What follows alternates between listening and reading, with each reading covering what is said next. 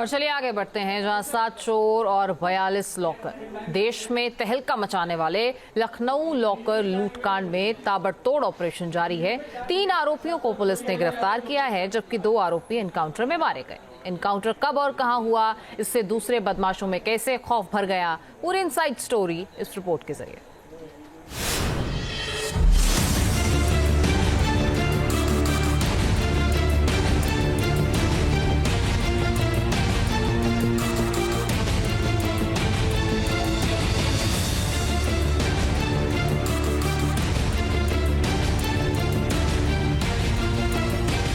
किसी बॉक्स में 2 रुपए से लेकर 500 तक के नोटों के बंडल, किसी बॉक्स में सोने के कंगन, चेन और दूसरे गहने।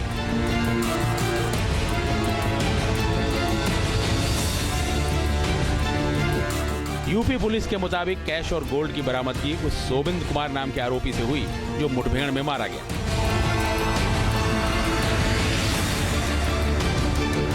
लखनऊ में इंडियन ओवरसीज बैंक के 42 लॉकर लूटने की सनसनीखेज वारदात को 7 आरोपियों ने मिलकर अंजाम दिया था, जिसमें 3 आरोपी पुलिस के शिकंजे में आ चुके हैं। जबकि चौथे आरोपी सोबिंद कुमार का लखनऊ में एनकाउंटर हुआ। स्विफ्ट कार में अपने गुर्गों के साथ वो भागने की फिराक में था। जब पुलिस ने कार का पीछा किया तो कार से फायरिंग करने लगा।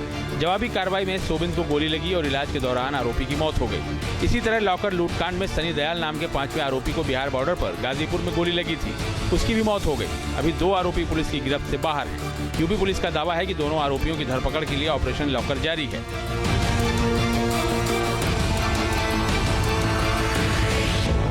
जैसी टीमें पहुंची तो उसमें उस गाड़ी की तरफ से जो है पुलिस की तरफ फायर झोंका गया। पुलिस ने भी उनको इस चीज़ के बारे में कहा कि भाई आप अपना आत्मसमर्पण करिए, लेकिन लोगों के जो हौसले बुलंद थे। पर जवाबी फायरिंग में जो है पुलिस की एक जो सोबिन नाम का लड़का था, जिसका बाद में नाम पता चला, वो घायल हुआ, जिसको CSC में ले जाया गया। वहाँ से उसको लोहिया अस्पताल में रेफ़र किया गया। वहाँ डॉक्टर्स ने उसको मृत घोषित कर दिया।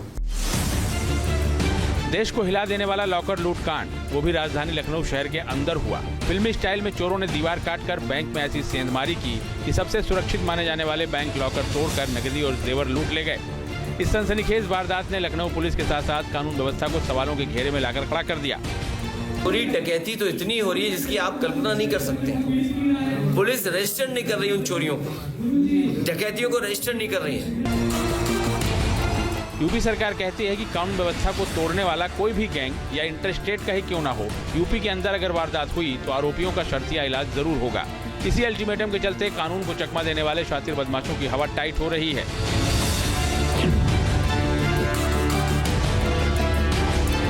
मुझे माफ करा दो, यूपी पुलिस से बचा दो। योगी जी, मैंने जो अपराध करा है। हाथ जोड़े सीएम योगी से गुहार लगाता ये कोई फरियादी नहीं बल्कि शातिर अंकित पहाड़ी है, जो कॉमेडियन सुनील पाल और मुश्ताक खान किडनैपिंग मामले में फरार चल रहा था। बिजनौर में सरेंडर से पहले आरोपी अंकित पहाड़ी का वीडियो वायरल हुआ, जिसमें वो यूपी पुलिस से संरक्षण की गुहार लगा रहा था।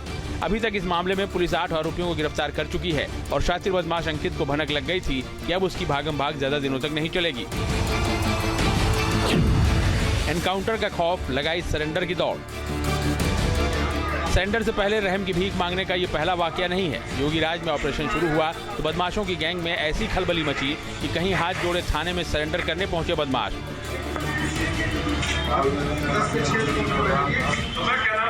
कभी तख्ती टांग कर आरोपियों ने लगाई गुहार, कभी तख्ती टांग कर सरेंडर करने पहुंचे हिस्ट्री शीटर। पिछले 7 साल में पूर्वांचल से पश्चिमी यूपी तक तमाम थानों में ऐसी कई तस्वीरें सामने आईं। बड़े बड़े अपराधी जो कभी कानून को चकमा देने के लिए कुख्यात रहे थे, उनके अंदर एनकाउंटर का डर ऐसा घर कर गया कि सरेंडर से पहले गिड़गिड़ाने के सिवा कोई रास्ता नहीं बचा। Team news nation. News nation अब व्हाट्सएप पर खबरों के ताजा अपडेट के लिए न्यूज नेशन के इस QR कोड को स्कैन करें।